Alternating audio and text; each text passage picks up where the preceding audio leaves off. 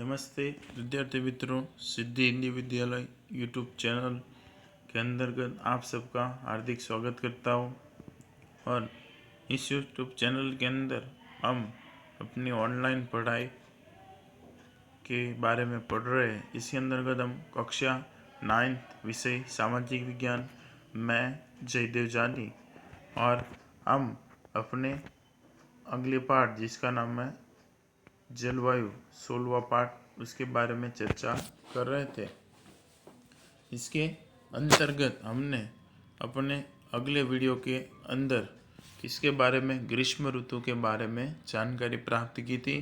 ग्रीष्म ऋतु का समयकाल मार्च से मई तक का है, उसकी परिभाषा, उसके पश्चात ग्रीष्म ऋतु के दौरान कौन से विस्तार का तापमान कितना रहता है वो, फिर उसके पश्चात नॉर्वेस्टर्न की परिभाषा, लू, इन दोनों के बारे में जानकारी प्राप्त की थी हम। और उसके पश्चात एक छोटी और परिभाषा आम वृक्ष किसे कहते हैं, तो उसके बारे में भी चर्चा की थी कि भाई कहीं कभार गर्मी के दिनों में मलबार तट के अंदर वर्षा होती है, जो आम की वर्षा आम के पकने में सहायक होती है, जिसे आम्रवृष्टि कहते हैं। उसके बारे में हम लोगों ने चर्चा, तो यहाँ तक हमने ग्रीष्म ऋतु के बारे में जानकारी प्राप्त की थी। अब आगे बढ़ते हैं और दूसरा पोर्शन है वर्षा ऋतु। तो जून से सितंबर तक का समय काल है वर्षा ऋतु का। कहाँ से कहाँ तक का? जून से सितंबर तक का समय काल है वर्षा ऋतु का। एक कृषि प्रधान देश होने के कारण भारत के लिए वर्षा ऋतु महत्वपूर्ण ऋतु मानी जाती है। भारत एक कृषि प्रधान देश होने के कारण वर्षा ऋतु यहाँ की महत्वपूर्ण मानी जाती है। जून से सितंबर के बीच देश की लगभग 80% वर्षा होती है। जून से सितंबर के बीच के समय काल के अंदर देश में 80% वर्षा हो जाती है। कि देश की हर एक विस्तार के अंदर इतने समय काल के अंदर वर्षा होती है। भारतीय किसान वर्षा ऋतु को शुरुआत से ही कृषि प्रवृत्तियों से लगा रहता है, और भारत का किसान वर्षा ऋतु के 2 महीने पहले से ही खेतों के अंदर काम करना शुरू कर दे, खेत खेड़ने शुरू कर देते हैं, खेत को के अंदर खाद डालते हैं, उसके पश्चात दवाइयाँ छिड़क देते हैं। फिर उसके पश्चात जैसे ही वर्षा होने वाली हो उससे 15 या 20 दिन या फिर वर्षा होने के बाद तुरंत ही क्या करते, बीज को बो देते हैं। तो इस तरह वर्षा ऋतु की शुरुआत के पहले ही कृषि की प्रवृत्तियों में लगा रहता है। इस ऋतु में होने वाली वर्षा तथा नमी वाली हवा तथा बादल छाया मौसम भारत की ओर बहने वाले नैऋत्य यानी कि दक्षिणी पश्चिम मानसूनी पवनों का आभारी है। नैऋत्य यानी कि तुम लोगों के भारत के नक्शे को अभी दिखाऊंगा, उसके अंदर नैऋत्य दिशा कौन सी है, तो जहाँ पर अरब सागर आया हुआ उसे क्या कहते हैं, नैऋत्य कहते हैं। वो दिशा कौन सी? नैऋत्य दिशा है। तो नैऋत्य मानसूनी पवनों का आभारी है, इसलिए इस ऋतु को नैऋत्य की मानसूनी पवन की ऋतु भी कहते हैं। और इसीलिए इसको क्या कहते हैं, नैऋत्य की मानसूनी पवन की ऋतु भी कहते हैं। भारत के लगभग सभी क्षेत्रों में इससे ही वर्षा होती है, और भारत के लगभग सभी क्षेत्रों के अंदर इससे ही वर्षा होती है। मई माह के अंत तक भारत तथा मध्य एशिया के जमीनी भागों पर ऊंचे तापमान के कारण हवा के कम दबाव का क्षेत्र बनता है।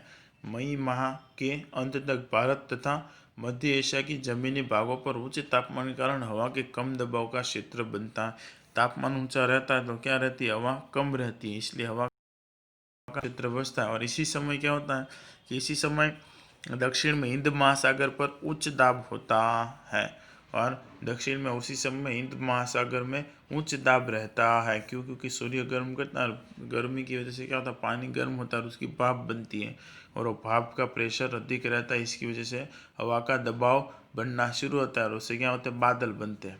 और इसलिए हिंद महासागर से पवन उत्तर से कम दाब की तरफ खींचते हैं, और इसी कारण हिंद महासागर में उठने वाले पवन जो कम दाब वाले क्षेत्रों के यानी कि उत्तर की तरफ बहते हैं।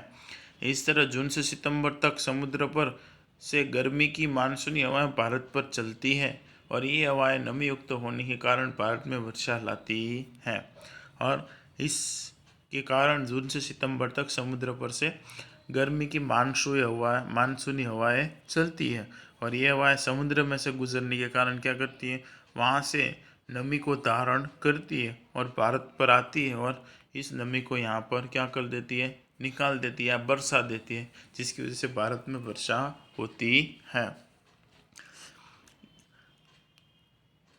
ये तुम लोगों के किताब के अंदर फोटोग्राफ्स दी गई, इसके अंदर देख सकते हो। देखो जून के अंदर पहले कर्नाटक में, फिर उसके बाद 5 जून को केरल में, उसके पश्चात 10 जून को मुंबई में, 15 जून को कहाँ पर, गुजरात के विस्तार के अंदर, 1 जुलाई को गुजरात का जो खंभात का विस्तार है, ठीक है, कच्छ के पास में खंभात की खाड़ी वाला विस्तार, वहाँ पर। उसके पश्चात 15 जुलाई, फिर 15 जुलाई, फिर 1 जुलाई। तो यहाँ पर सभी विस्तारों के अंदर देख सकते हो कि भाई ये जो हवाएं हैं, ठीक है, ये जो यहाँ पर दर्शाया गया कि भाई ये नैऋत्य दिशा है। कौन सी दिशा है? तो इससे पूरे भारत के अंदर दिखाई देती हैं। पूरे भारत के अंदर ये हवाएं चलती है। इसके अंदर देखो, ये वाले के अंदर कि भाई यहाँ पर बंगाल खाड़ी में, फिर ये अरब सागर और ये रहा हिंद महासागर। तो शीत ऋतु, ग्रीष्म ऋतु के दौरान यहाँ से पवनें निकलती है, ठीक है, यहाँ से बहती हुई, जिसकी वजह से यहाँ पर सारी तारीखें लिखी हुई है कि 1 जून, उसके पश्चात 5 जून, 10 जून, 15 जून, 1 जुलाई, 15 जुलाई, 25 जुलाई, 1 जुलाई। देखो फिर ये सारी पवन यहाँ के टकराती हैं, फोटोग्राफ्स के अंदर देख सकते हो। तो इसी के कारण दक्षिणी भारत के प्रायद्वीपीय आकार के कारण ये नैऋत्य की मानसूनी हवाएं 2 भागों में बढ़ जाती हैं।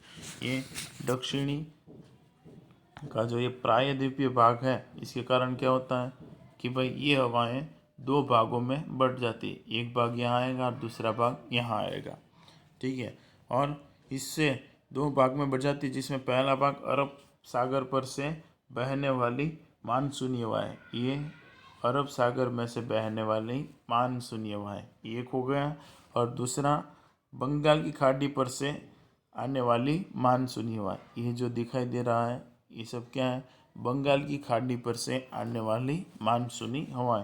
तो ये 2 भाग हैं, कौन कौन से हैं? अरब सागर पर से बहने वाली मानसूनी हवाएं और दूसरा है बंगाल की खाड़ी पर से आने वाली मानसूनी हवाएं। तो इन हवाओं के, मानसूनी हवाओं के बारे में हम अगले वीडियो के अंदर चर्चा करेंगे कि अरब सागर पर से आने वाली मानसूनी हवाओं के बारे में, और दूसरा है बंगाल की खाड़ी पर से आने वाली मानसूनी हवाओं के बारे में। तो यहाँ तक हो गया वर्षा ऋतु के समयकाल के बारे में जानकारी, ठीक है। कि प्रश्न पूछे कि भारत में वर्षा ऋतु में सबसे पहले वर्षा कहाँ पर होती है, तो सबसे पहले वर्षा 1 जून को कहाँ पर होती है? 1 जून को तिरुवनंतपुरम, कहाँ पर आया हुआ? केरल के अंदर आया हुआ, वहाँ पर वर्षा होती है, ठीक है। उसके पश्चात कर्नाटक में, फिर महाराष्ट्र में और फिर गुजरात में वर्षा होती है। तो ये याद रखना, भारत में सबसे पहले वर्षा केरल के अंदर होती है। आशा रखता हूँ वीडियो के अंदर सबको समझ में आया होगा। वीडियो को सुनने के लिए धन्यवाद।